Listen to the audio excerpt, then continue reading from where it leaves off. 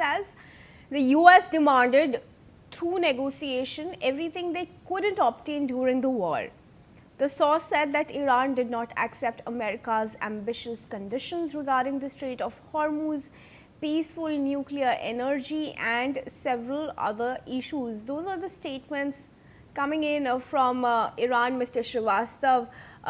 Do you think it's unfair of the US to go on demanding, which, like Iran is saying, it could not achieve as its war objectives? No, I think, Kirti, at this point of time, both the sides are maintaining their maximalist positions. And with this maximalist positions, they had gone for this talks and negotiations. And obviously, there are certain points which will not be accepted by the other side.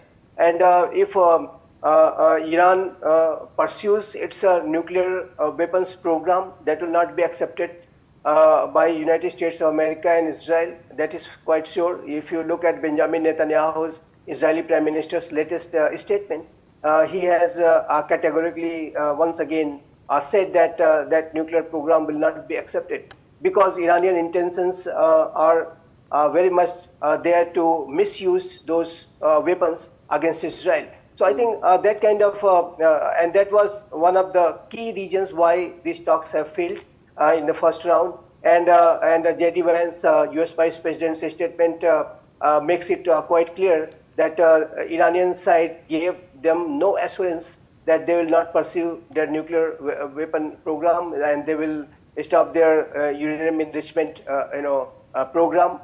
So I think that is one of the key points. But another issue is that what Strait of Hormuz situation is, obviously if Iran chooses to put a selective blockade on Strait of Hormuz, and if they start imposing taxes, toll taxes there on the Strait of Hormuz, that will be a clear violation of the international maritime laws. Yes. And it is a violation of the United Nations Convention on the Law of Sea. And various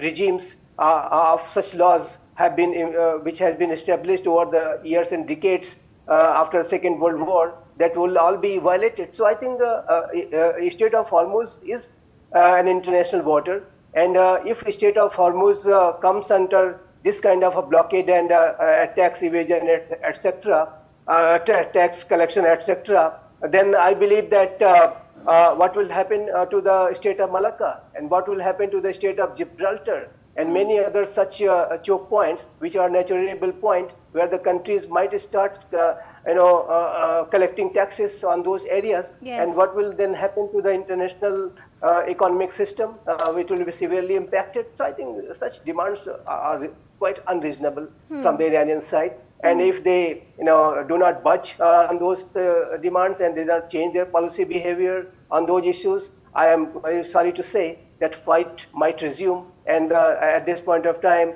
obviously, there will be much more chaos and destruction of the civilian infrastructure of Iran. Obviously, they will retaliate, and it will create again a very disastrous situation for the people of that region. That is quite simply understood. But having said that, let me say that international community would hope and pray that wisdom is exercised even in negotiations too. Let's take some more updates. In fact, now Air Force 2 is already